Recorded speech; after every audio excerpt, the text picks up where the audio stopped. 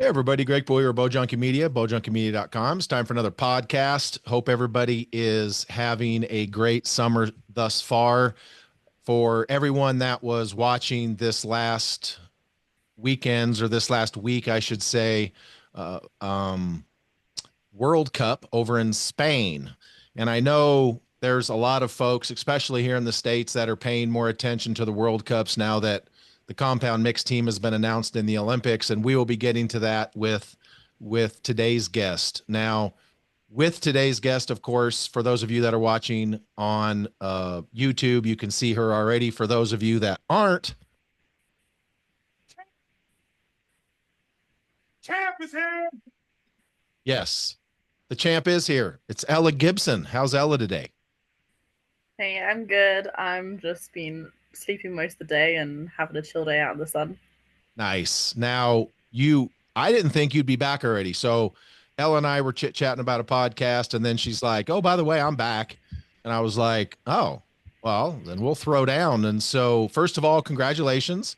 It was awesome to see you. You know, and we're gonna look. Winning is cool. Of course, Ella's glad she won the gold, but we're also going to ask some questions so that she can kind of give us her own her own self diagnosis. Because just because she won, I'm sure there's some things that she, can talk to us about. And so, first of all, congratulations, and talk to us a little bit briefly about kind of your overall experience in Spain, other than winning. It was good. I thought it was a really nice city. Like, had some downtime, got to see the stuff. It was pretty hot, but actually, like, so much better than I was expecting. I went to South Korea a couple weeks ago for a training camp they invited us to. Oh, really? And that was, yeah, it was really good. So, me and AJ went, and the Chinese Taipei went, and two of the Mexicans went. And we did like a whole training camp there, and then went and got to shoot in Gwangju, where the World Championships are going to be and the finals will be. So that was a really cool experience. But it was hot there and humid. So I just every day in Korea I was like, I'm not looking forward to Madrid. I'm like, Madrid's gonna be like actual hell on earth. I'm like, if you think it's hot now, I'm not gonna have fun in Madrid. And then I went to Madrid and I'm like, oh, this is fine. Like this is so manageable. Like hot, but okay. So, how hot, like in Korea, as I pull up my phone and get ready to pull up my Googles, how hot are we talking in Korea? So it wasn't even crazy hot. It was like 33, 34 degrees, but it was like 95% humidity. So it was just the humidity that just made you feel like gross. Okay, so that's 92 degrees Fahrenheit for those of you that aren't on the Royale with cheese system. So 92 is not super, but if it was that muggy, I have a fly in here and I have OCD about that. But anyway, so 92 is not necessarily super duper hot, but like you said, if it's super muggy, oof.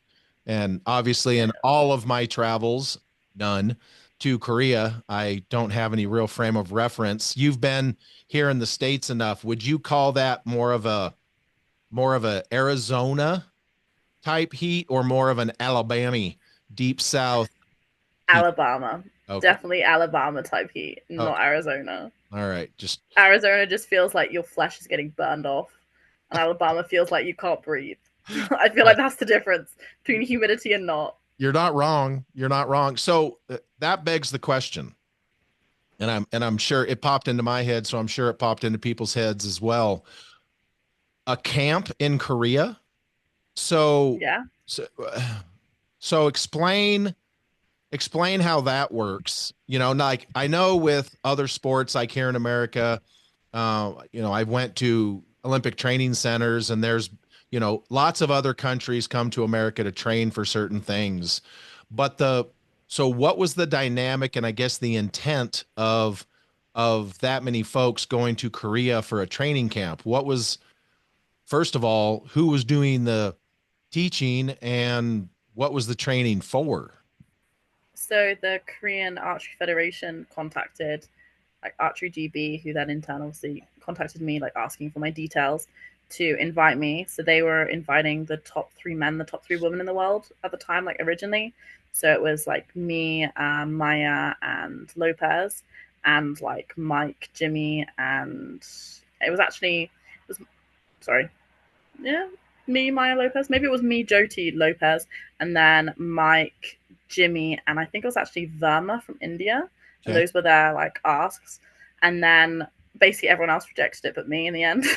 um, so it ended up being like completely different people. So it was me and AJ because ArcherGB didn't want to send me by themselves. They were like, we want to send a coach or someone with you. And then obviously AJ's been doing super well for me, mixed team. So we were like, hey, maybe we can get him to come instead. And Right. it turns out they didn't have a third guy anyway. So they were like, yeah, actually, that would be great. Bring him. So me and AJ went, and then two guys from Chinese Taipei, like their mixed team, and then Sebastian and Daphne from Mexico came. So it was like 3 countries, a man and woman from each. And And yeah, they invited us for this training camp to basically learn from each other about equipment and technique and training styles, but then also for a little bit of a competition. So we got to go to the Gwangju World Championships place. We got to shoot on the qualification field that we're going to get to shoot on in September and shoot some finals matches on the finals field that will be on in September. So for us, that was like a good advantage. so the Koreans wanted to invite the top three in the world there for a camp to Yeah. learn from each other. Yeah. Yeah. Okay. I guess I'm not surprised that that was turned down by kind of everybody, but so just let me come right. What did they learn from you? Um, they obviously we had like this uh like they called like a workshop thing basically about equipment, and they were like asking us all questions about equipment and tuning and that kind of stuff, and asked me how I set up. So I told them how I set up, and talking about arrows, and like I was getting AJ to set up a new set of arrows that week, and he was doing like bear shaft tuning at 50 meters and doing like knock tuning. So not only bear shaft tuning, but like shooting bear shaft at 50 meters and knock tuning until they were all in a group together before he fletched them. And I know they were like really intrigued about that. So I'm guessing they haven't seen that before because they asked me a lot of questions with the translator of like why we do that and how we do that and like all that kind of stuff. And then just asking us other stuff about like tuning and setup and what do we think is like the most important thing in compound. And then obviously like they shared their stuff. Apparently they pretty much just paper tune. I feel like they must do more than that, but anyway. Am I like in my mind right now? John Knott is literally stabbing his ears out with whatever sharp object he can get his hands on right now. Yeah. He Eh, did say to me, he was like, don't you dare go save it. And I'm like, look, I don't like lying though. I'm sorry. If someone asks me a direct question, I'm gonna answer it. I'm right, like, don't want to be an asshole. I'm gonna be nice. I'm gonna help people. right, and duh, absolutely. I'm just still trying to. So, what happened if? And I don't know who the Korean shooters were this weekend. So, how would you have felt if you would have got bumped by one of the shooters you helped at that camp? Then I'd be like, then you were better than me. Okay, If just the check. difference between like, well, genuinely though, I'm like, if yeah, it would suck, but I'm also like, if me giving you that information is going to make you win over me, then you were better than me in the first place because now we're on an even playing field. Okay, I'm like, then I need to do more. all right. I mean, that's fair. I'm just, yeah, absolutely. I mean, it's and the reason that it's yeah, End well, of the day, though, you can teach people stuff doesn't mean they're going to do it. trust me, I know. Uh, yeah, we've been there and done that. So, and which is fine. And so that transitions into, and yes, folks, we're going to get the World Cup, but this is just fascinating for me. And this is something I've been saying for several years now is whether it's India bringing in Sergio Pagni or any of these other countries, rightfully so, they should be. I'm sorry, these other countries should be bringing in compound people that can help their programs. That's their job. And so, with you being in your position as the number one female, uh, in the world, and getting to where you got the way you did, What's your take on what we're seeing, not just with these other programs bringing in outside coaches, but when you look at qualification scores and you look at these brackets, you're like, there's a bunch of countries and shooters in there that are shooting wild scores that 5 years ago that wasn't happening. So, as someone who's at the peak of the game, what's your thought process on kind of what you're seeing from these? And I don't want to call them up and coming countries. The countries are fine, but they're up and coming archery programs in these countries as you see them, starting to really shoot a lot better. I think it's kind of crazy. Like, even like a few years ago, like 22 or 21, if you rank well, like your first match or first couple matches would be relatively easy. You'd be against someone that's shot maybe like a 670 level or like 680 level until you're kind of in the last 16. And then you're like, okay, like time to buck up. Like now we're against some good archers.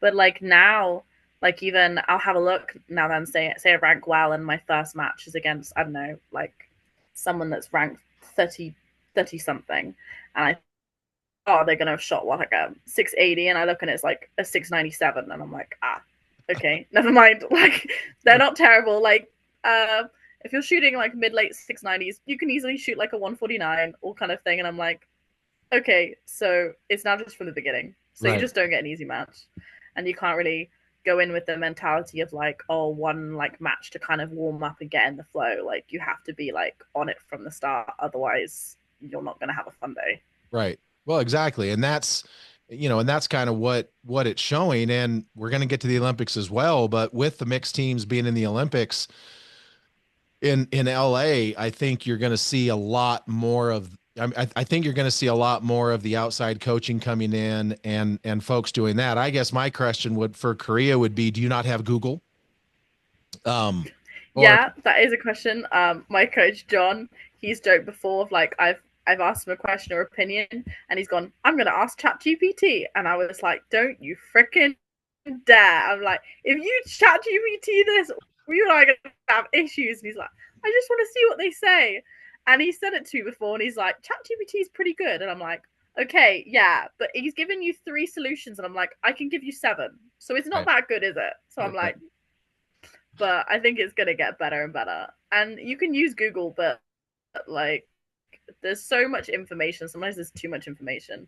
Like you don't know what's right or what's useful or what's relevant. And just because you can see it doesn't mean you like understand how it all connects, right? That's a good point. And by Google, I didn't mean Chat GPT, by the way, or Gronk or any of those. I just meant like YouTube. Like there's YouTube videos, but you did bring up a good point in that just because someone made a YouTube video about it doesn't mean they know what they're talking about. So it might not even be solid advice. So that part is good.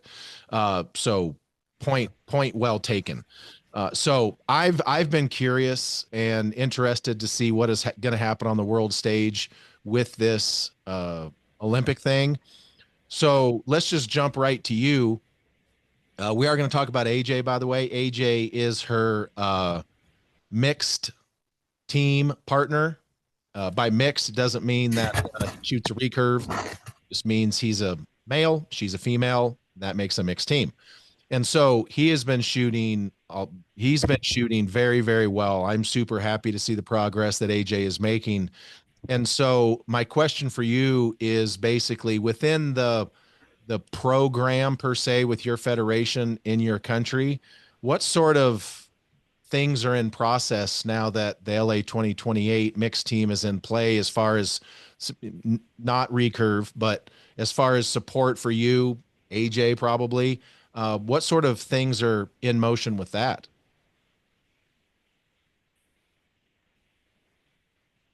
Apparently, Ella's on dial up. At the moment, not loads. So out. Hey, what do you mean I'm on dial up? You're I have lagging good over. internet. Your internet's lagging over there, but we're good. See, your response to that was great, but it Okay. was about 8 seconds late. But we're good. Continue. Okay. So I'm just deleting any other tab up and seeing if it helps. Yeah, unfortunately, like not loads yet, but basically one of our problems was our performance director left at the start of this year, like a little just before the Olympic news, and then we had like an interim one, and they don't really have much power to be able to do anything. And we've literally just got a new one. Like when I say just, I mean like last week or the Oh, week before I went to Madrid. So yeah, like when I came back from Korea, like that Monday he started. So he's been in the job 2 weeks. So obviously it's going to take like a little bit of time, but I know he's already like put in something to UK Sport, which is like the organization that does like funding and programs and kind of sorts out all the support stuff. But we have to wait. For us, one of the things is that like our tax year ends on in April, like the 1st of April or end of March, and the news came on like I think it was either the 7th or the 9th of April. right. So that's like really crappy for us because they've already allocated all the money for the following year, and then the news comes, and apparently they haven't just changed it for our sport; they've changed it for like 40 sports in the Olympics. Oh, So there are some people that like have got less medals and other ones have got more medals, or they're like changing from this discipline kind of thing to this one. So basically the UK sport is going to have to review all 40 sports and like see how that needs to change for their funding and then adjust accordingly. So we've kind of been told that like the earliest we'll hear about anything is going to be October, but it might be even later. And there is a possibility that they might just say, well, this is the first time it's in the Olympics and it's a test event, so we're just going to see how you do and we'll do something for the next cycle. We really hope that won't be the case, but like I think it's good to like prepare for the possibility that they're not really going to do anything.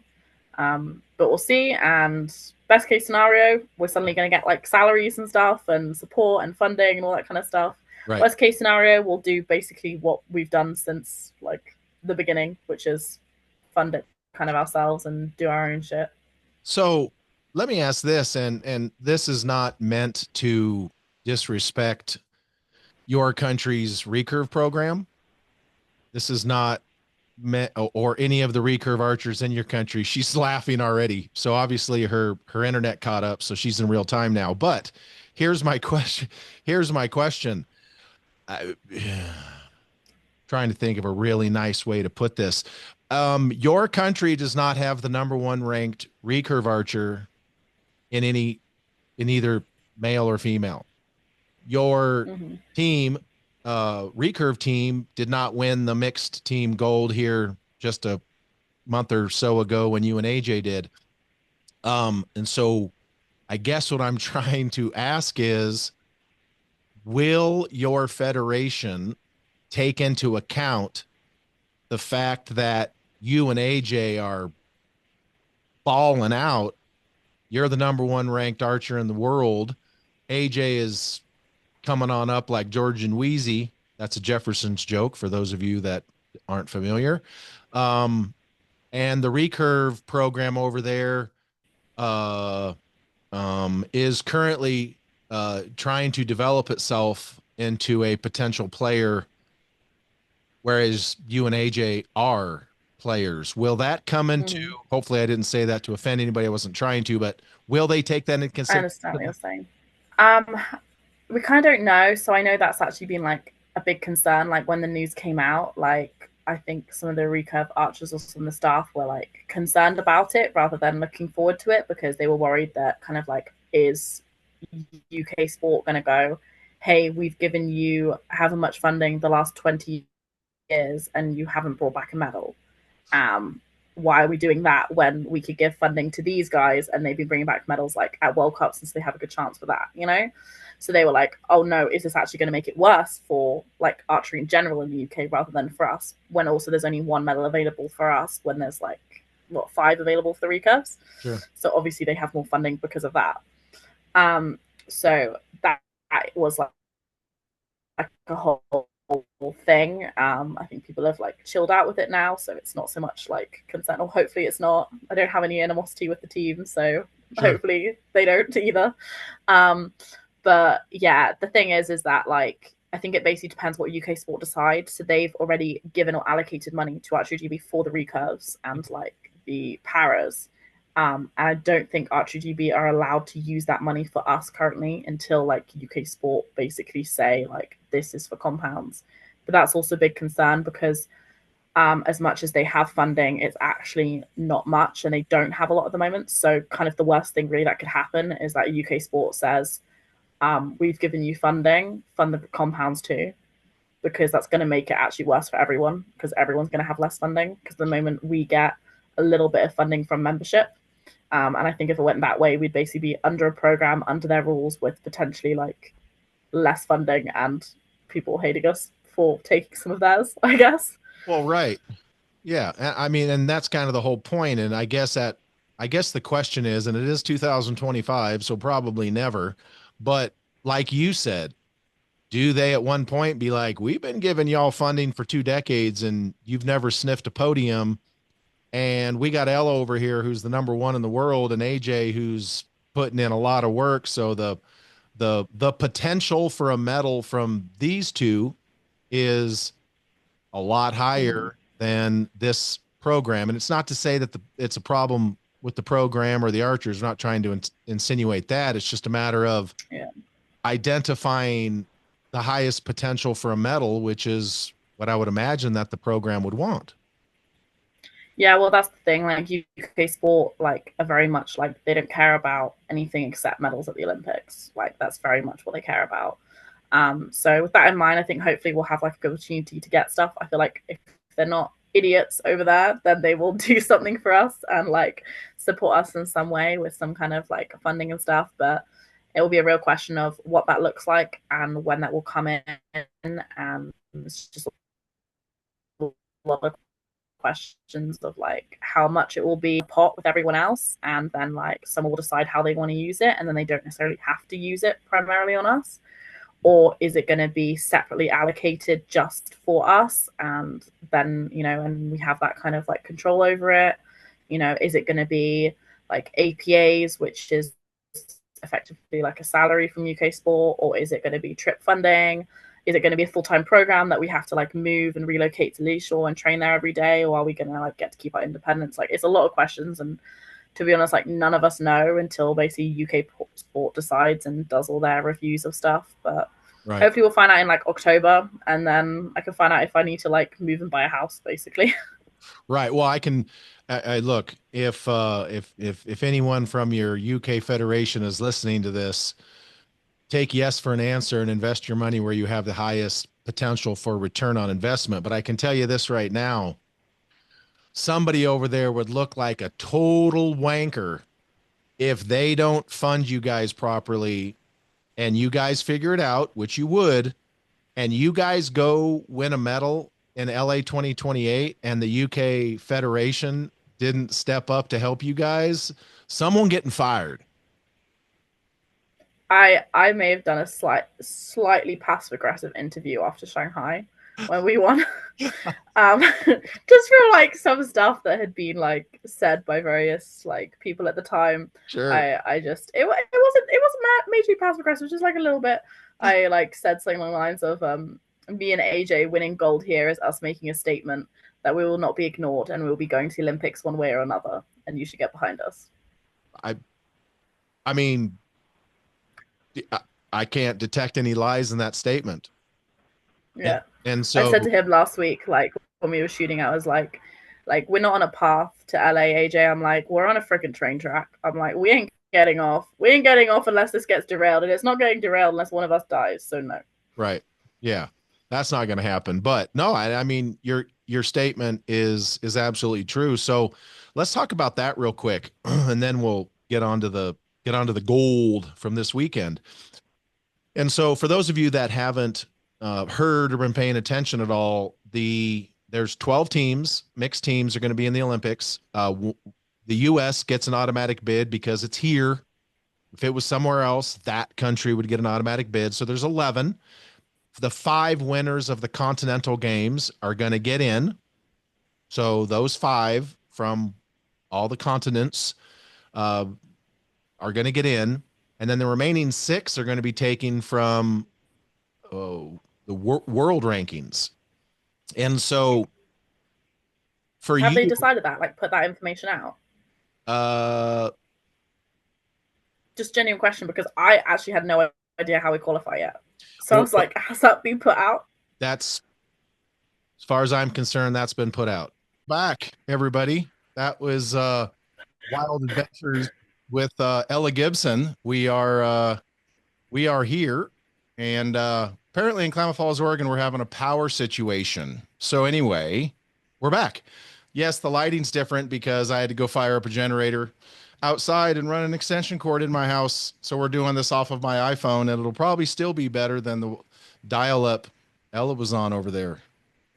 Yes. Speaking of passive, Hey, excuse me. I'm connected full stuff to the internet. Look at me like that. I know, right? Anyway, I forget exactly what we were talking about when the power went out. Do you? Probably the Olympics, I think, You're the and smart mixed team. you're the smart one here. Yes. So anyway, mixed teams. So let's try to the fun part's going to be putting these pieces together after the fact, but we'll figure it out. So anyway, yeah, so with the Olympics, I mean, it would be very not good for your country's program to kind of just push or punt on investing into the compound side when you have Ella Gibson and AJ is making tremendous strides. So, you did mention that you made a comment, sounds like rightfully so. And so at what point do you I mean, and look, you're a FIDA chick. You're number 1 in the world.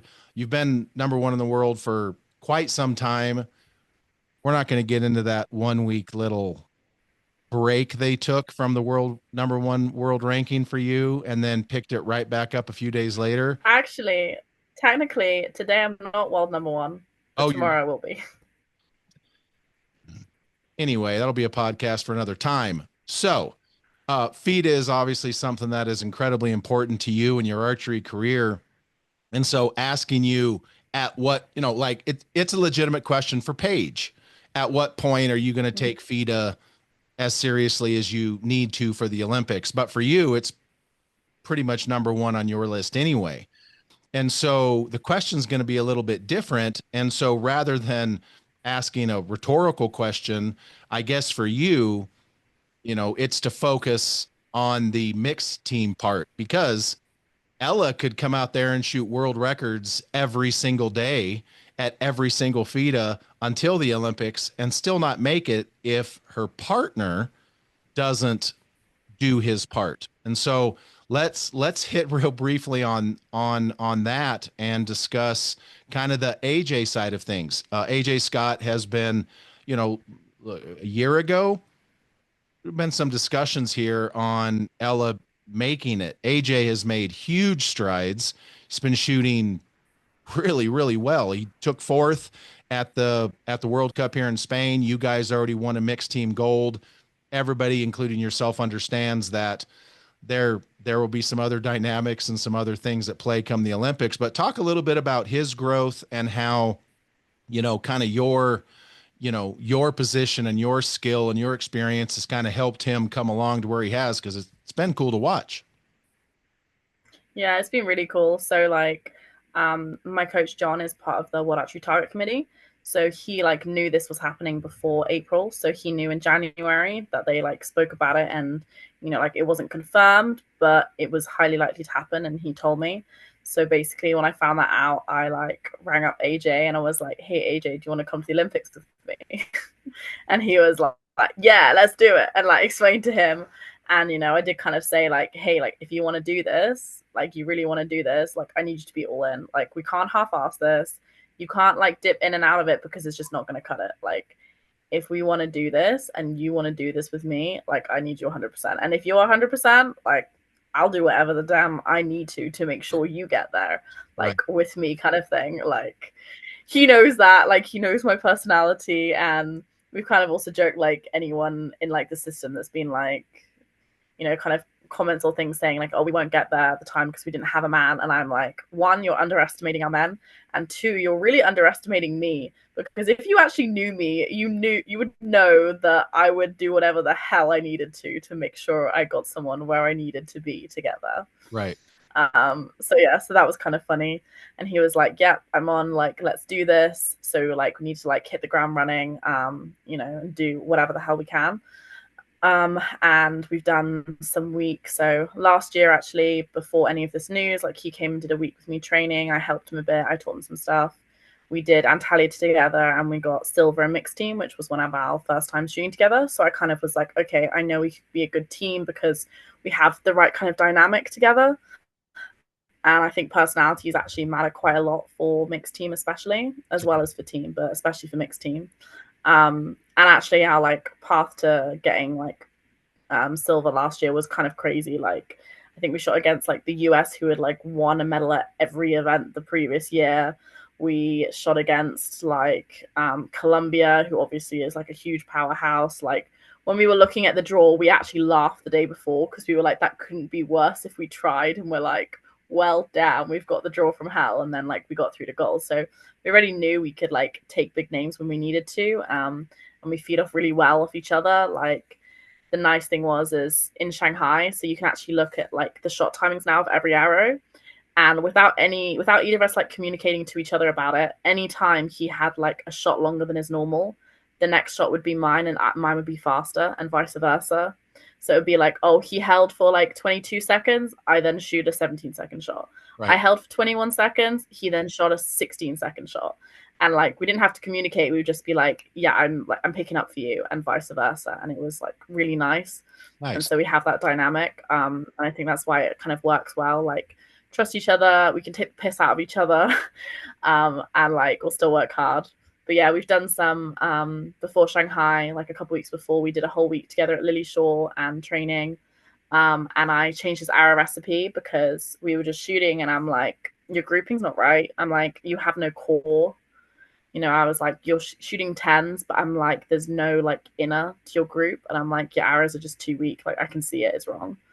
So he was like, okay, I trust you. Let's do stuff. I think I took like an inch or so in the end off the back of his arrows, and his like group came in so much, and he was like, wow, okay, I can see what you mean about a core now. And I'm like, yeah, like exactly, this is what it is. And went through stuff with him, and then he wanted to aim better, and he actually wanted to try talking the bow, and he talked the bow, and he was like, oh my god, Ella, this is like a cheat system. He was like, it aims so good talking the bow. And I'm like, be warned, this is going to open up a big can of worms. Like, you may not want this. And he's like, but it's so good, it's so good. And I'm like, just remember you said that, okay? Remember you said that, and you chose this life, not me. Because I'm like, I may live this life, but doesn't mean I recommend it to other people. It's a pain in the ass. Well, and then he shot through paper. You just remember. And he had like a 2-inch tear. Right. Well, you just remember, you just said it on a podcast out loud, and we've been talking about it and addressing it for a couple years now. So you said it publicly, not me. Yeah, no, I stand by that. I'm like, I live this life. It's a big can of worms to open. I'm like, I accept it. I understand the can of worms that I have to deal with, but doesn't mean I recommend it to everyone else, because it's a pain. It's a real pain in the ass. Like, tuning becomes a pain. Everything becomes a pain. But the flip side is, yeah, it aims really well, and it normally aims better than holding the bow straight. I don't know why, it just does. And it's normally just like more comfy and stuff. But he did that, and he got like a 2-inch tear. I'm like, right. So like at the time, I think we'd made his arrows a bit stiffer, and I was like, we're gonna have to go stiffer again. Right. So we did things stiffer, and did like some different stuff, and like weighed and played with like where his bear shaft was. And I was like, okay, this is what you need to remember, blah blah, and like got it in a good place. And honestly, I think those arrows made such a big difference, because like the next day he shot like a massive personal best in practice of like, I think it was like a level 712. Nice. And for him, that was like a big deal. Like his high score was like 706 kind of thing. Damn. 707. So we were like, cool. Like, we're in a nicer place. By the way, while shooting an 8 in that, and I was like, dude, he may have shit himself a little bit at the end of the round. He was on like I think he dropped 1 point, and then like last end shot like a 57 with an 8. And I'm like, dude, like, what are we doing? Right. What is this? So it was quite funny. He was like, it's chill. Like, I'll get there. And I'm like, all right, fine. It's chill to you. I'm like, I want us to get that now, but fine. Right. Well, now that you've let the cat out of the bag, at some point down the road, and I have been working on it and gathering some information about what you were just talking about, the induced torque, because you're not the only one that does it. Oh, I know. And you're also not the only one that does it at a the highest level, but we'll address that some other time down the road. I did remember what we were talking about when the power went out, and that was the selection to make the games in 2028. Mm-hmm. And so the USA will obviously get an at-large bid. It's here. And then the five continental championship winners will get theirs, and then the final six will be selected by world ranking. And so my question for you is this: given the continent that you're on, you'll face some pretty stiff competition in the mixed teams. And so talk about the strategy if you've thought about it at all. Like you and I chatted about it already earlier, like when this came out, but winning continental games and getting in would be spectacular. Mm-hmm. Getting in is getting in. It doesn't matter.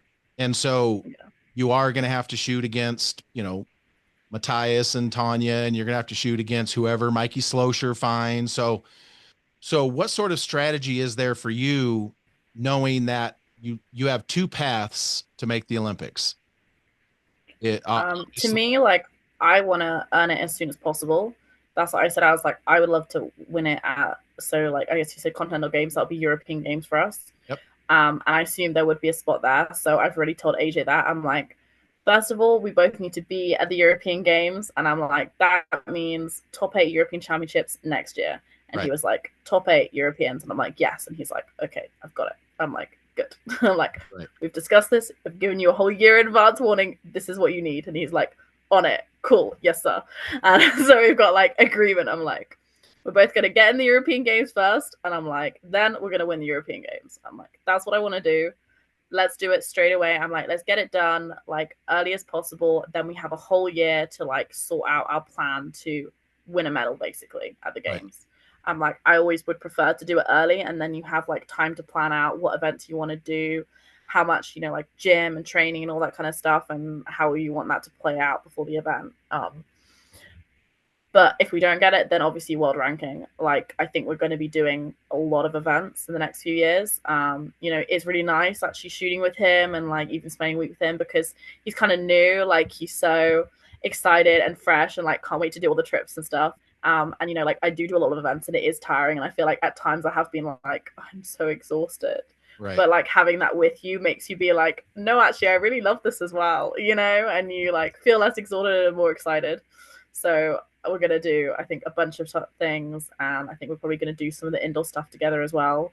But like we actually discussed this week that we shoot a lot better when we've done like a whole week training together. I think for both of us, because he gets to like bounce ideas off of me. Like I can fix stuff for him, like he can come to me and say like, hey, this is what my bow's doing. Like it's aiming like this, or it's behaving like this. Like, what do I do? And I can give him like X, Y, and Z of like, okay, check this, test this, find it from this solution, and he'll be able to do it because he doesn't quite have that experience yet. And then for me, I have someone that I can kind of mark my level against, like compete against. And then also if I'm like getting too stressed or thinking about what I'm doing myself, he can like snap me out of it, or I can just like focus on what he's doing instead and like not worry about my own kit and be like, I'll just fiddle with you, like fiddle with your bow and stuff, and like leave mine alone and just shoot some arrows.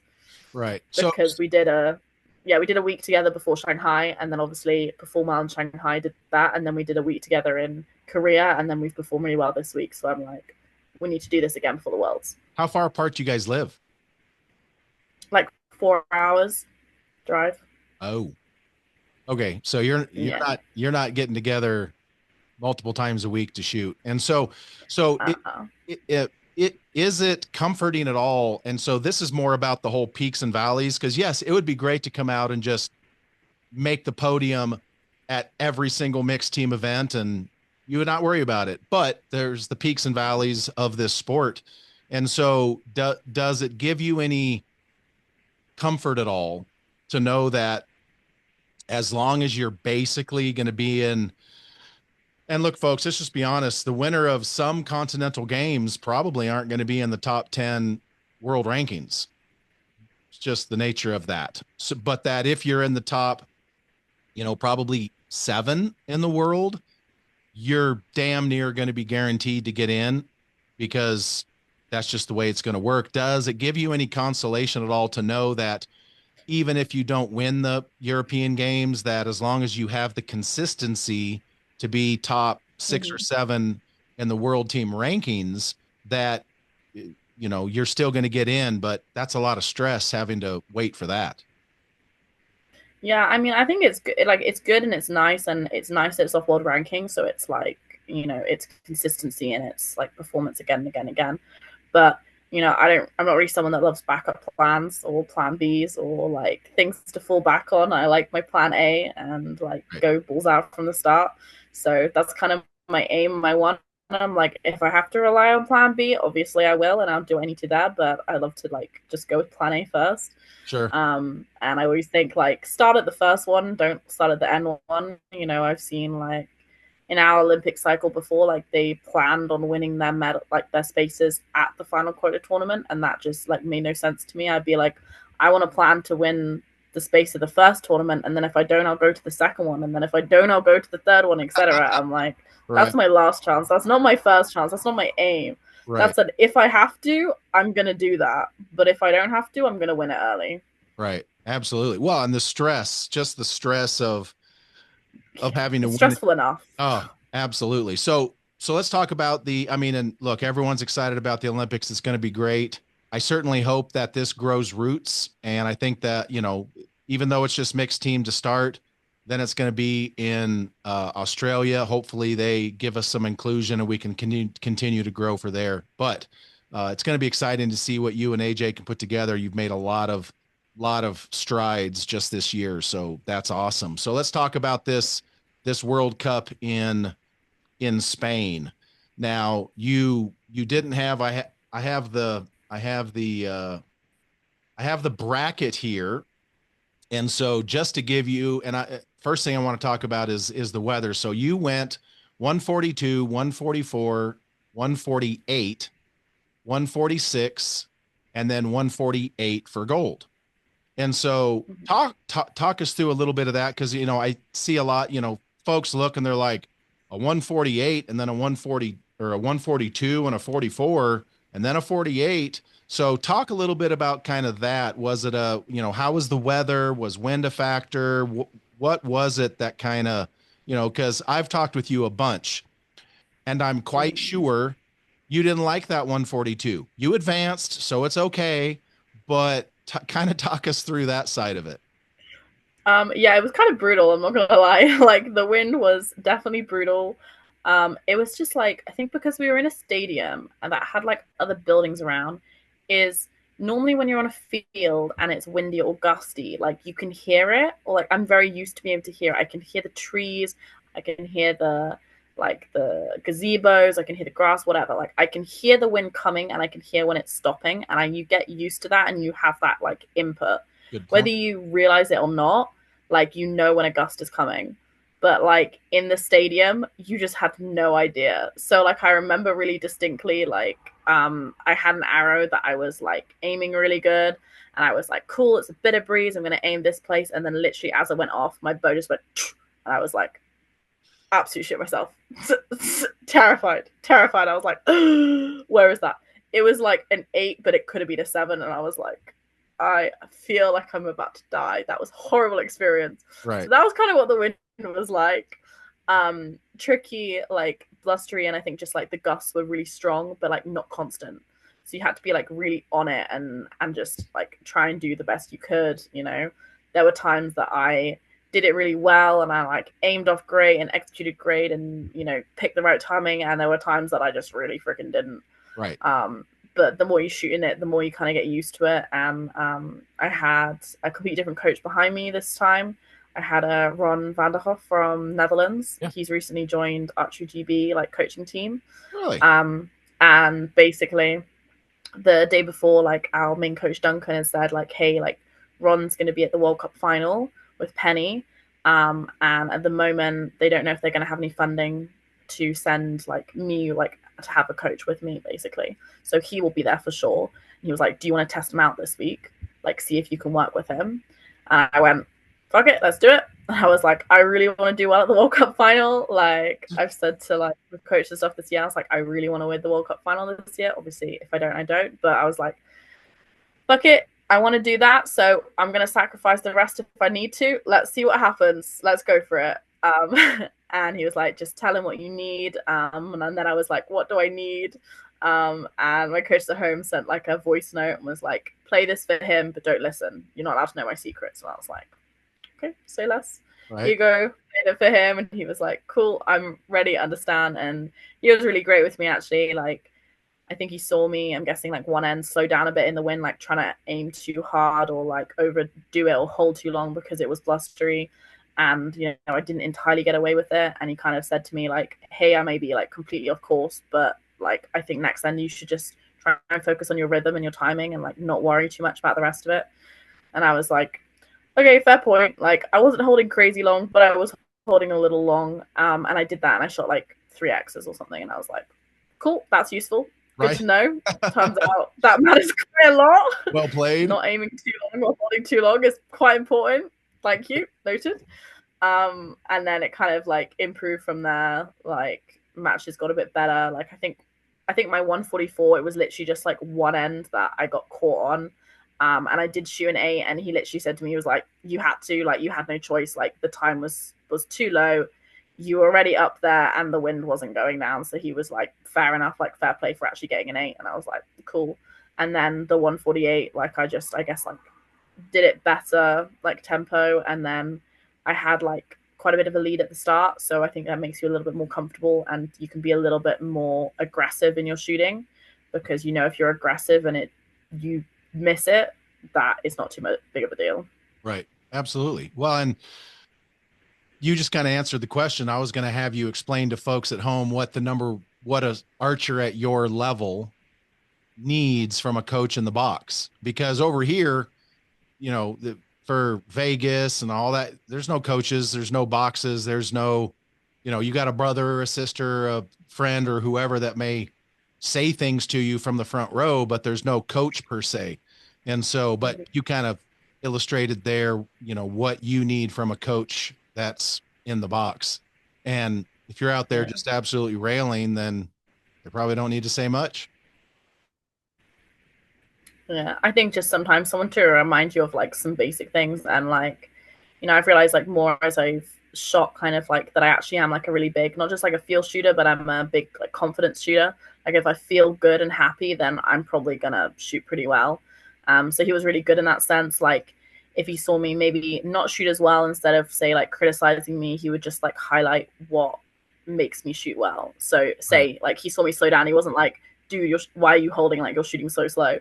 He would just be like, just keep on your rhythm, you know, like your shot timing is normally really nice, like focus on that. And I'd be like, okay, cool. Right. Or if he saw me get like blasted by the wind and shoot an 8, he's not going to be like, okay, let's not try that next time. He was just like, you had to make a choice. It wasn't the right choice this time, but you know, you made a choice, you committed to it, and that's life. And you know, next you're going to make a choice again next time. Absolutely. And it was kind of like kept me calm and like, you know, didn't make me worry too much. And he was like that on the finals as well, you know. Like I actually got to watch the finals back and I was like, oh, I really do look like confident and chill. I was like, that was nice. Yeah. And I remember like I didn't fret after shooting a 9 or an 8. I was like, I shot it well. Like I did what I needed to do. I wouldn't change it, and like that's where it landed today, but it may not land there tomorrow. Right. No, no, that's good. That's good. So coming into the gold medal match, and so you know, obviously it's great to win and you have all those good feelings, but this wasn't your first and it won't be your last. And so my question about this gold is going to kind of transition us into your bow, into your Merlin MyBo. I'm going to call them Merlins because I think Merlin's a way better name than MyBo. No disrespect.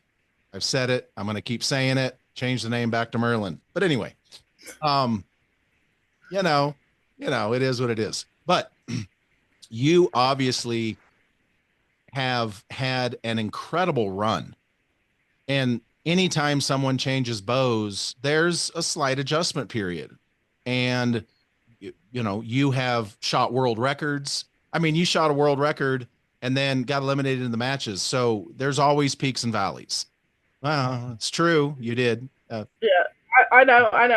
That's in the past. I got second, so it's not eliminated straight away, but I didn't win. Right. And so, you know, you have a lot of experience to draw from, and you have a unit of measure. Like you have this is what I expect from me in practice. This is what I expect from me in a tournament. Tornado-ish winds notwithstanding, that doesn't count. Can't control that. But talk a little bit, and you have, for those of us that have been watching, you have been, not slowly, but you have been progressively getting back into a position with your MyBo Merlins that is probably, more where you need to be at the time. So winning the gold with AJ was obviously a huge boost of confidence. I used the picture of you biting the metal for this podcast. And so talk a little bit about bringing home this gold as it pertains to your growth with the Merlin. Yeah, I think it was really good and amazing. I think always like the first kind of big win with a new company, it's gonna mean a lot. And I was so damn nervous for this one. I don't know why. I think it's been too long for me. And you're always more nervous. Like I woke up an hour before my alarm wanting to throw up in the morning. Literally, I was like, my alarm hasn't even gone and I already feel sick. This is unfair and ridiculous. And I spoke with coaches and stuff, and they chilled me out, and I spoke about the world rankings and like how that would change and all that kind of stuff depending on results. And they told me to basically just shut up and shoot my arrows, and all that jazz. But yeah, it's great to like win it with a MyBo and also British brand. Like that's really cool, and that's a big thing for them. Like I don't think they've had a win of the World Cup individually with a MyBo before, so like that's a big thing for them. And yeah, it was really cool. I know like John reckons it's my best win. I don't know why. Well, I know why. He says because I was always in control. But I kind of agree with that. It was probably one of my most like comfortable wins. I feel like I was never really in doubt. Like, yeah, I had a few arrows as always that you're like, not the greatest in the world, but it never like knocked me. I was constantly like, yeah, I know I'm fine. Like I know I'll win, or I know I'm gonna do my arrows and do what I need to do, and it's probably gonna be enough. So I felt pretty good for this one, even though of course I felt nervous as always. I think that's just life and being on a stage. But it was really cool. It was really cool, and it made me happy. But I think it also drained me. Like Sure. A friend like joked and was like, "Congratulations for the win. I hope you're happy more than like 10 minutes this time." And I was like, "Well, maybe you've got more than 10 minutes." But I was like, honestly, within an hour, I was just really wanted a nap. Right. Yeah. Well, I mean, and it does. It totally takes it out of you emotionally, physically, the whole nine yards. So, and so this was Merlin MyBo's first big win on the world stage. I think so for individually. Like I could be wrong. Someone might listen and like absolutely hate on me for it. If it's not the first big one like that, then it's the first one for a long time. Yeah, and I'm not trying to degrade the gold you won with AJ in the mixed team event. I was talking strictly about the individual side. Yeah, individual. I think for a long time. I know like Adam Ravenscross won a medal, but I don't remember if he was shooting a MyBo or not at the time because it was before I think I did archery. So like it was a long time. It was, or at least before I did compound. I think it was like circa 2016 kind of era time, maybe a little bit later than that, but like before I was definitely aware of anything. Wow. So it's been a while, but I don't think they've like necessarily had the like top archers. Well, they haven't had the top archers, right, shooting their brand. So I know that's one thing kind of Ben, the owner, always said to me, when he was looking to get me, and you'd be conversations of like, okay, but I haven't seen it like perform on the world stage, and he's like, that's because I haven't had it in the right hands, not because of the bow. And he's like, someone has to pick it up and show that it can do that. And I'm like, fair point. He was like, if Mike shot it, doesn't mean like he would win, he would win something with it. Like I just can't get Mike to shoot it, kind of thing. Well, that's climbing Mount Everest, but I appreciate his sentiment. He's not wrong there. And so, World Archery posted a video of you. I know where this is going. Full draw. You damn right you do. Or you forgot about all the other conversations we've ever had. So they posted a video of you, and folks noticed that your top cam had left the chat when it came to draw stop conversations. Like it was literally like 3/8 of an inch, or no, it was nowhere near the cable. It was in a different postcode. What's that? It was in a different postcode. Yeah, 100%. Yeah, it had left the chat. And so the question is, I know it's rhetorical, but you were at full draw, correct? I was at full draw. Just for people for clarification that I was haven't at full seen it. draw. Yep. Yep. I was shooting that arrow. Yep. I was on the stop. You were on one of the stops. So let's talk about this now. Yes, I was on the stop. Yes, the stop that she's using, which in this case is the bottom. And so I've seen this before. I mean, it's not, but it just depends on what the bow likes, depends on what the shooter likes, the platform likes. We're going to get into what bow model she was using. Was this the 40 or the 37? This is the 37. So the geometry on the 40 and the 37 are a little different. The 40 is more of a straight riser, and the 37 is more of a reflex. And I prefer reflex. Okay, well, we will get into that's interesting. We will get into that in a second. And so, why? I mean, there's lots of variables, folks, that you can run your top cam ahead, bottom cam ahead. There's the bottom line is whatever works. So it's not like this is, so far out of the realm of possibility. She won a gold medal with it, so obviously it worked okay. So the question is, why? This is a Revolution 37. You had your bottom stop hitting, your top stop not. What's the deal there? Okay, so there's two things. Number one is I didn't put my timing way out. I moved my stop. So my top stop is like 2 whole positions further in the bow than my bottom. So I actually had initially put my cams perfectly in time. So if they were on the same point, they would be in time at full draw. So I wasn't like messing with the cam rotation. I was messing with the feel of the stop. Gotcha. And that is because basically the stops are too good. I get to full draw and it stops, and then I would pull in harder in a shot, and like my aim wouldn't be as good. And I kind of realized, and also like conversation kind of with my coach when we were talking and like shooting and stuff, of like we want a bit more give in the bow at full draw, and I didn't want to do it just having a low holding weight. Like we tried that, and that's what I did kind of indoors. Like I think I had 16-pound holding weight indoors, but outdoors in the wind, it just wasn't my jam. I want more than that. I want more like 19, 20, that kind of area. So this was kind of the solution I did, where it was just one stop rather than the other, and reducing that is obviously going to make the wall feel softer. I could pull in harder without it compromising my aim. Absolutely. Well, and so the fact that it wasn't a cam timing, and look, folks, I can't blame anybody. Like when the picture was sent to me all 15 times, I'm like, what the shit? Yeah, yeah. I was like, what's up with her? And I'm like, I don't know, gold. I don't know what to tell you. I haven't talked to her yet. So the fact that she had just basically retarded, not that kind of retarded. She had retarded the draw stop on the top, but her cams were timed correctly or together, means that it wasn't a top cam string spooling issue. So she wasn't trying to manipulate the spooling or any of the knock travels, or there was no other inherent issues, which we've been known to do all kinds of weird shit with.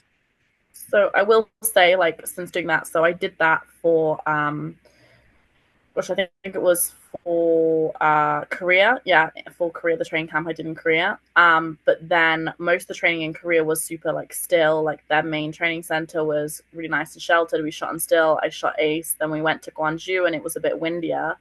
And obviously I'd be pulling in harder, and I found that like my groups weren't as good. And I was like, I really think I need a creep tune, especially with what I've done to the cams, knowing how much I could be pulling past the stop now. Right. So when I came home from Korea before last week, I put it in Huda Shooter out to 50 meters, and did a creep tune on, like, I never do off the stop because quite frankly, will never shoot off the stop. Like I'm someone that pulls in pretty hard. So I did on the stop, 2 mil pass, 4 mil pass, like 6 mil pass roughly. Damn. And I know I can shoot like up to about that, sometimes a little bit more. and kind of looked at what that looked like. And it wasn't terrible, but it wasn't what I wanted it to be. And then I manipulated just the top cam because I was like, well, I'm already off the stop. So in a way, it doesn't matter. It's not going to be changing the draw length that I'm using. Right. And right. And I manipulated that, which for me was actually putting the top cam ahead until I got it in. And then I got it in to be like this much kind of variance at 50 meters for up to like 6 to 8 mil. So I was like, okay, that's good. Whereas I started off and it was probably more about like this much variation. Okay. So yeah, big difference. I did that, but then because I had to put the top ahead by like 2 twists at full draw, I was hitting both stops.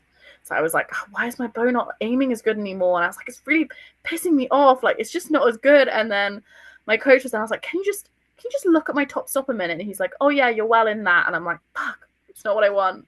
Let me just move it another whole position. So it went from being like 1 position behind to then like 2 positions behind. And he was like, oh, you're clear of it like a mile. And I was like, and guess what? It aim's really good now. He was like, yeah, that sounds about right. So that's then what I ran last week. So my cams are out of time now, but the reason I originally did that was nothing to do with cam timing. So for those of you, just to revisit for some of you listening, if you saw the picture of or the video, her cam timing is well within the range of what most people are going to shoot and tune to. Like right now, it sounds like she's maybe a turn or 2 ahead on the top cam, but she's simply not using the top cam's stop for holding reasons. So there's the answer to that. And so obviously it's working now. And I'm looking at the pictures and you can see there's some geometry differences in the 37 to the 40. And so my main question is, why are there geometry differences between the 37 and the 40? I mean, I don't fully know because I didn't design it. I think the 37 was designed initially and then it kind of got more like adapted for the 40. Okay. So I'm guessing it's how they did that adaptation. Okay. And how much like racing height and what drawing they wanted to get and all that kind of jazz. Because I know we're in discussion at the moment, like designing like the next bow and sorting that out and kind of discussion of like what do we want and like what we won't compromise for. I know Ben's kind of like, okay, but we can't do this, and this because they conflict with each other. And I'm like, oh, well, that makes me sad. And kind of going through that. And so are you shoot the 40 for what? Indoors is why I shot the 44. So like I won Chicago with the 40. Okay. So did you do the same thing with the retarding the top? Yes. So, but I actually did the other way around. Indoors,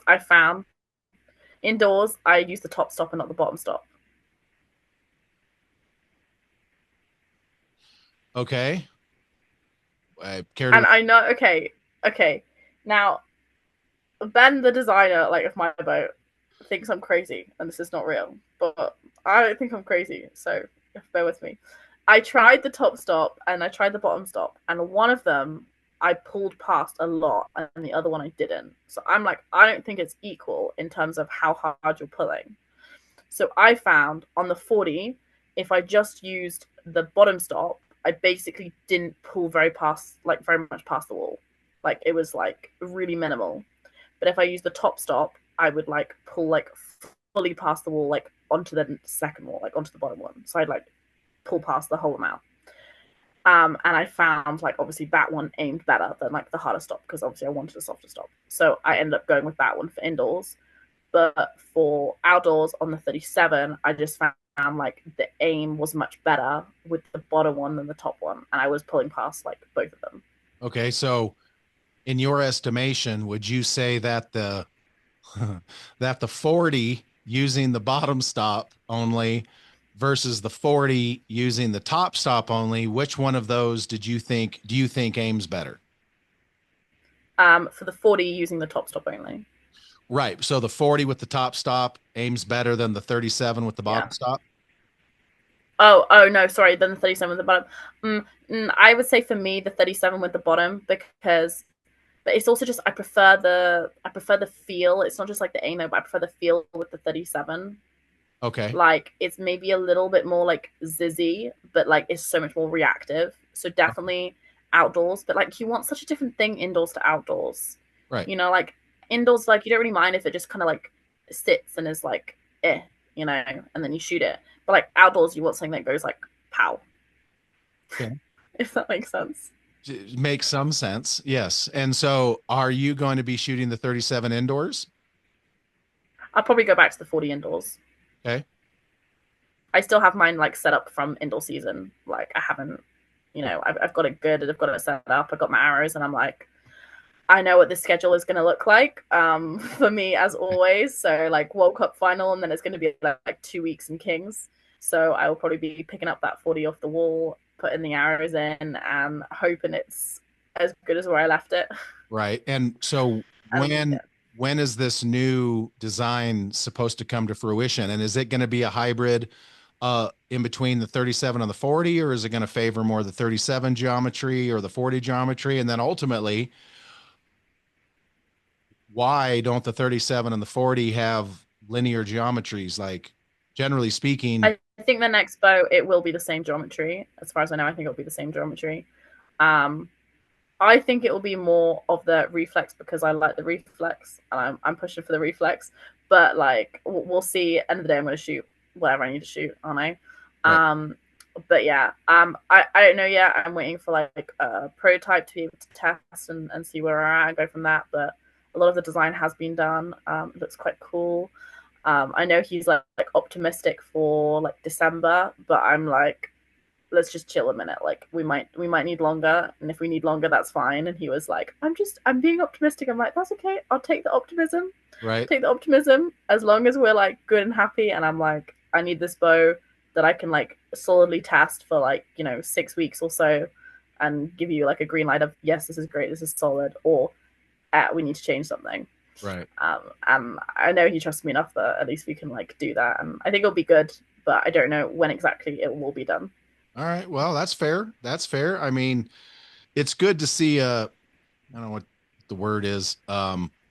It's good to see a brand, a local brand to your country having some success like this, and hopefully Ben can kind of adapt and keep things going in a way. And look, the better you do and the more attention he gets, the more he will learn some of those lessons on taking yes for an answer.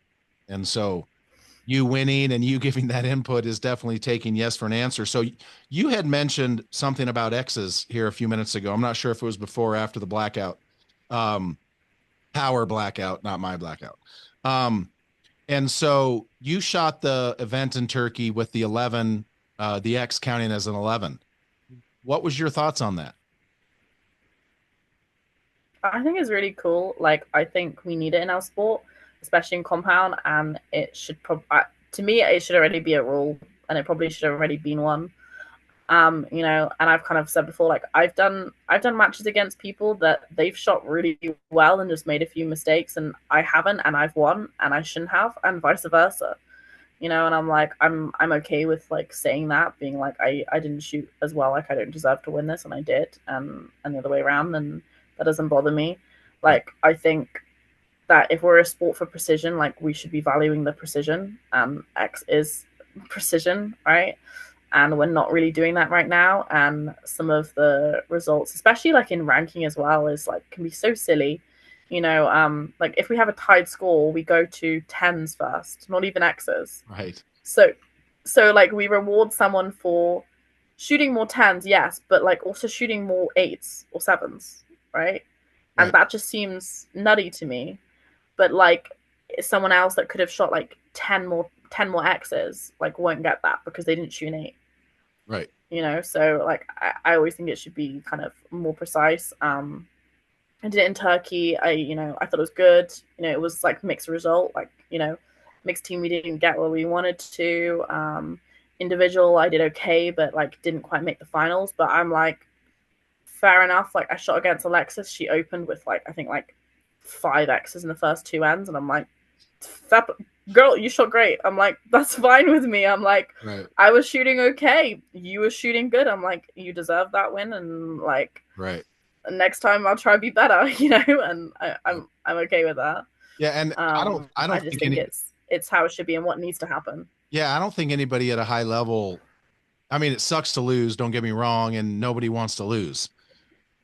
But when you come out and someone drops five X's in a row on you like that, and you're like, yeah, they got it going on today. So such is life. We'll regroup and get them next time. That's fairly Yeah. normal. Would you Like, and I know John said there was like a crazy end as well in like qualification, that it was like kind of windy, and I shot like a 59, but like a traditional 59, so like five tens and a nine, and Maya shot like a 6x 60, so like a 66, and he was like, that is brutal that like you didn't shoot a bad end, but you just got like annihilated by like 7 point swing in one end, and it's like, wow. Yeah, like that kind of thing is just like crazy, the difference it makes. But I think it's what needs to happen, and it would make, well, it did make the finals so much more entertaining, right? Yeah, Because you know it was never over, and it's like, oh, he shot a nine, but so what? Because he shot a nine and five X's. right, exactly. Would you like to see the 11 counted for everything? Yeah, I think so. I think it should be. Okay. I think even indoors as well, like I've always said, I really like Lancaster's format. It's nice that if you shoot a nine, you are punished, but it's not like absolutely irreversible, Right. Like, like thanks for in coming. in Vegas. Yeah. Yeah, exactly. In Vegas, you shoot a nine and you're done. Might as well just go home. But in World Archery, you miss by so little, and it's the same as someone that's like hitting blood almost, and it's like that seems wrong as well.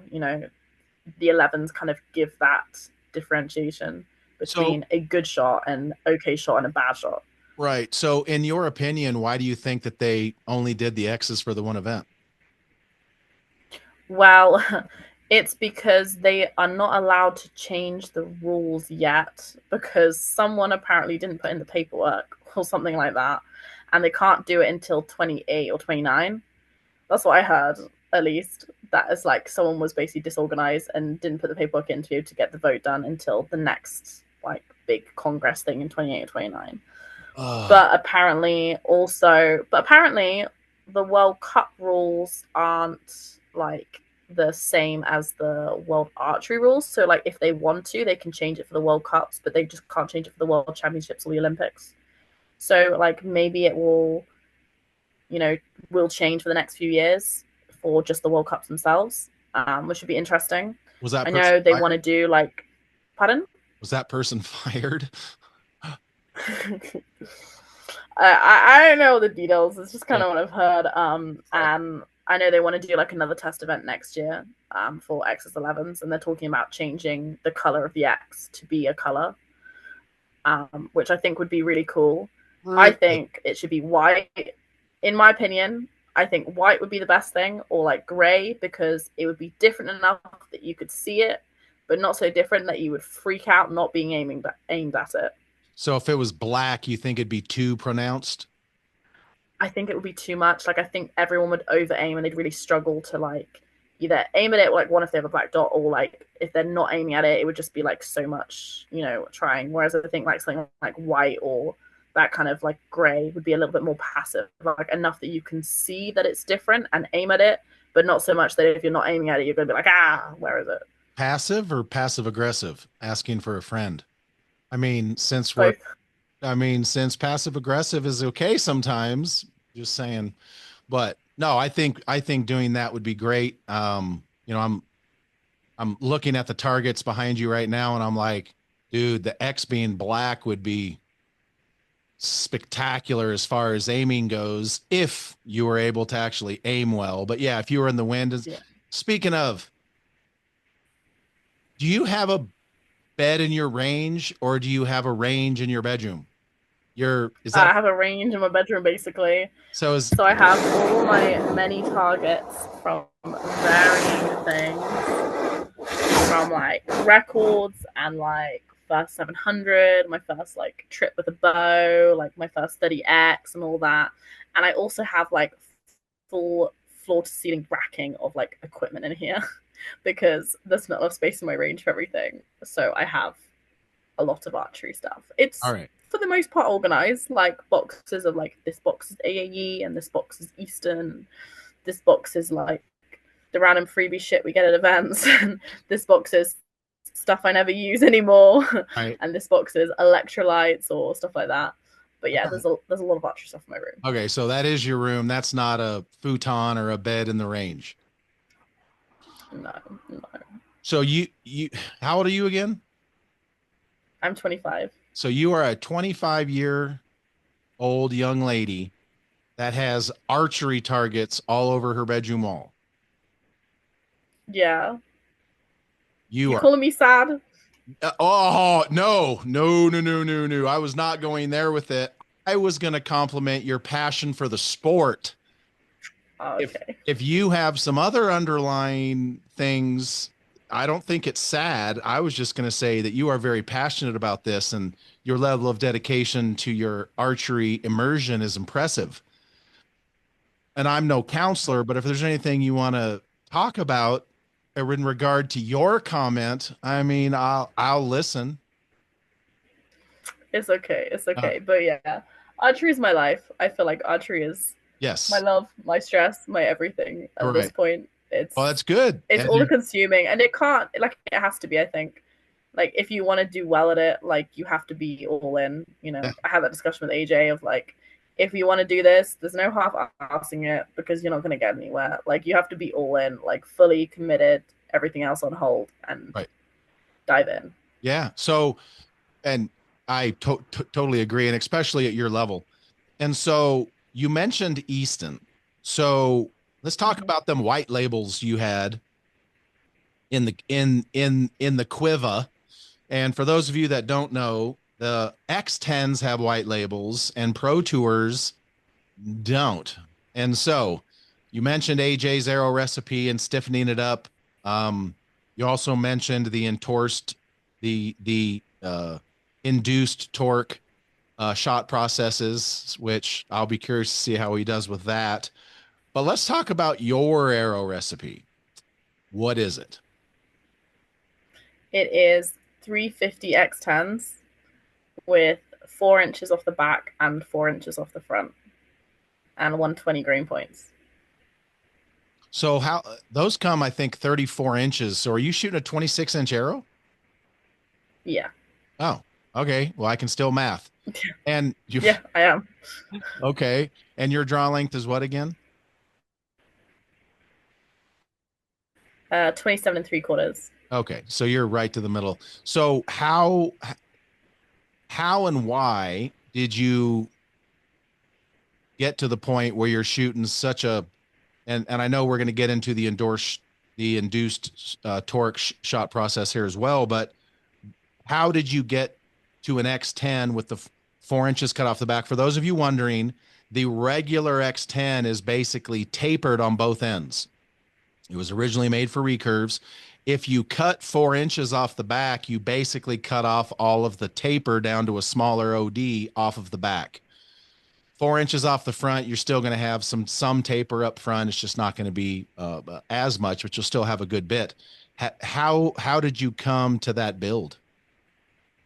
Um, it was, I actually didn't entirely. So we did this cool thing a few months ago where we had Henning, one of the coaches from Germany, who's really good with equipment. He came over for a few days, and I paid for like a whole day from him because I was like, hey, I might like learn some new stuff. And one of the things was we wanted to make sure I had like the best arrow build. And he took it in a quite a different approach than I normally have. Like most of the time with my talk and my like paper tear and all of that, we end up like shoving my rest so far to the left and shimming cams and everything. But he did it in more of like an old fashioned way where we just like cut the arrow and went stiffer, stiffer, stiffer, stiffer until like it was a reasonable flight. And for the first time in my life, my bear shaft actually hits the face at 50. I mean, it hits like a left six, but it hits the face, and I'm like, that's impressive.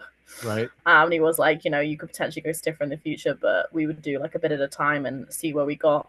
I did at a point have literally set up 450s, 410s, 420s, 470s, 380s, and then 350s.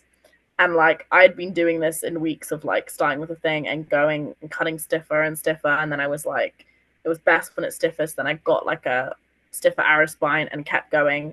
And then I was like, okay, well, it was best again with the stiffest. And I kept going like, I didn't even initially order any 350s because I was like, I'm not going to need 350s. That's Right. crazy. Right. And then I got to like the stiffest combination of the 380s, and I'm like, well, shit, now I have to go get some 350s and try them. And then I'm at basically the stiffest combination of my 350s, and I'm already like, I want to try some 325s. But I'm more, I think they'll be too stiff. But so I don't want to like order a set and like ruin them for like no one to ever shoot, because who in the world is going to shoot a 26-inch arrow at 325 other than me? Like that's crazy. Yeah, that's pretty Um, wild. so like yeah, I'm gonna get some from AJ. Um, sorry, I'm gonna get some from AJ when he's like finished with his, and he's like kind of ruin them for like competing, that is, and then cut the hell out of them and see how that kind of does, and hopefully, well, hopefully it's like really good, or hopefully it's really shit, and then I know I have like a good recipe now. Right. But I do want to do that at some point just for curiosity's sake. Sure. No, absolutely. And I assumed you played with point weight and whatnot.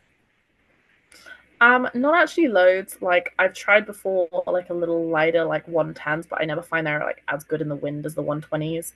I kind Okay. of always end up going back to 120s. I did actually talk to Mikey quite a bit about recipes, because I'm like, hey, like you're used to Easton's, like you know them well, like any recommendations?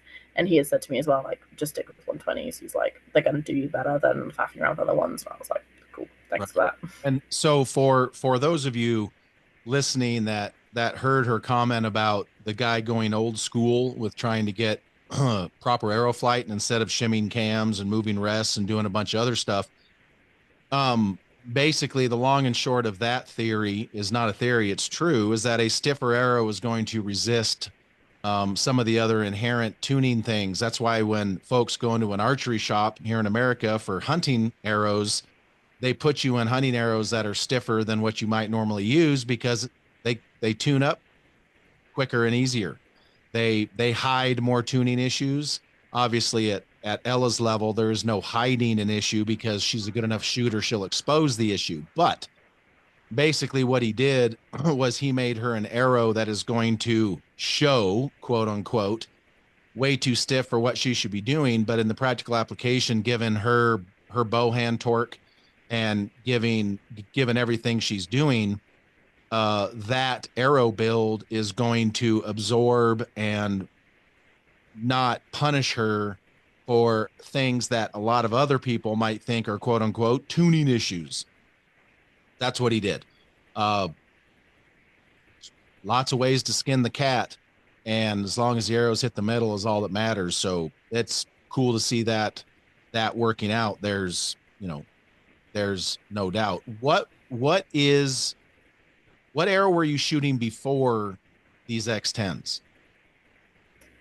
Well, before this year, I was shooting Black Eagles, Well, so no, I haven't shot like Easton's for a earlier while. earlier this year. So have you been shooting this same build all year? I set this up. I think it was just before, yeah, Florida. So we got him to come over and we did Oh, that. I think it okay. was then. Yeah, yeah, yeah. So Okay. it was like the a week and a half before or something like that. So like pretty much, yeah, this whole year. Okay. So it was just like a very hectic march of trying to like do everything. Right. Yeah, I wasn't sure if you had switched to that more recently or if that is something you did earlier this year. So Yeah. good. So now that you kind of have that configuration going, that's going to be a lot of confidence for you there. Having the arrow build and figuring out the other kind of stuff. So, as far as the cam, not even timing with the draw stop stuff. And so let's kind of transition over to AJ. You had talked about his arrows a little bit. Um, how, and I don't recall if you said, but how much did you stiffen up his rig as well? So he already had like an inch of the back, and then I think I took another inch or maybe inch and a half of the back. He's similar in terms of like same kind of cut as the back as the front. I think his arrows are 29 inches. So yeah, that's about right. It sounds right. 2.5 inches about off each. Oh, So I ended up I think taking an inch or inch and a half more off the back. nice, nice, not bad at all. So what is next for Ella? I mean, you're fresh home off another dub. and things are continuing to progress. When's your next trip? My next trip abroad is the World Games, which I leave right at the start of August. But we've got our selection shoot this weekend for the World Championships, so that'll be cool. Nice, nice. And so as this process continues to move along, what sort of, and kind of back to the you and AJ thing, what sort of, schedule are you guys going to be able to put in place to be able to get together and practice more often? Well, at the moment, what we're trying to do is kind of like go up to Liddyshore, which is like our national centre, where we can shoot fully inside 50 or fully outside or in out and have access to their tools. And we're trying to do like a whole week together because just because of the driving time for both of us, it makes it easier. Like for me, it's only 2 hours. Like I can go up for a day, but for him, it's like close to 4 hours to drive there. So he's like, "Oh, please don't make me come for a day. Like, can we do a week?" And I'm like, "Fair enough. Yeah, we'll do like a week instead." And so then do like a whole week together, which is really cool because he finished uni this year. So like now he is full-time archery. So he has that flexibility that I have. So it's nice that we can do that and train. So I think we're planning on doing a week or maybe 2 weeks before the World Championships, like maybe like a week and then break at home and then like another week kind of thing, or maybe just 1 week before the World, so we could do some training and make sure he's on it and I'm on it and like we're good kind of together. Maybe we'll be able to get some other guys joining us. I don't know. That would be great. Nice thing is we do have some other men coming up as well. Like I have to mention, like we have Adam Carpenter. Like he just shot like a 710 in the UK, which was like a really big deal for him because he hasn't done anything like that. But Nice. normally he only comes to like one event a year. But with this Olympic news, like if he gets funding and stuff like that, he's going to be able to quit his job and actually do full time. Hmm. So, and he's really great friends with AJ, and they're super supportive of each other and us and everything. Right. Like in Shanghai, Adam was there as well as obviously AJ. And AJ said to Adam in the morning of mixed team, he was like, "Hey Adam, like I'm feeling like a medal today." And Adam goes to him, "Mate, you've already got a medal."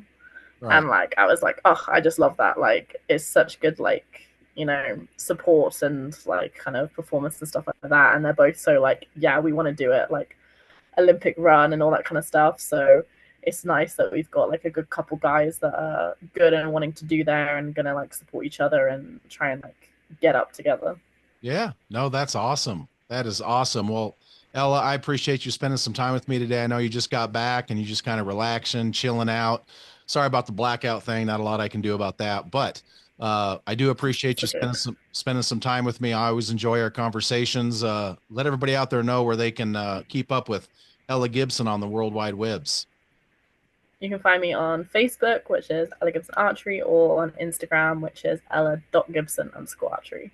There we Very go. easy to find. There you go. All right, Ella. Well, you keep up the good work, and we're going to keep watching. That was Ella Gibson right there, everybody. She is sometimes, depending on small world archery breaks for a day or two or a week, she's the number one ranked feed archer in the world. Spectacular indoors, outdoors. She's an absolute animal. And so it's going to be fun to watch her growth. And look, I'm just going to say it. I think her influence on archery in her home country is already bearing fruit. I think that, not that AJ wasn't a good archer to begin with. I'm not saying that, but I think her influence, her drive, her since I met Ella, she's been an information sponge. She absolutely has wanted to know everything about anything, and she's willing to put it to good use. And I think that that is benefiting not just AJ. I know Adam as well, great kid, but I think what Ella's doing, what John Knott's doing over there is absolutely going to have them on the right track, and hopefully somebody in the federation over there understands that winners win, and gambling on winners helps you keep your job more than spending money on folks that aren't. And I'll just leave that where it is. But that's going to be it for this podcast, folks. I am podcasting with Mr. Mike Slosher on Tuesday, so that should be fun. He's a cool kid as well. So we're going to keep these winners rolling through. I am going to be curious to see if Mike has targets on his wall in his bedroom as well. But that's going to be a whole nother topic. But thanks everybody for tuning in. It is hotter than Satan's taint out here on the left coast right now. So Hope everybody is keeping it well. That's why the power went out, was everybody in town's running air conditioners. So be safe out there, drink lots of water, stay hydrated. We don't want to hear any accidents with folks out there. You guys know the drill. We want to hear from you, not about you. And as always, folks, love, peace, and chicken grease.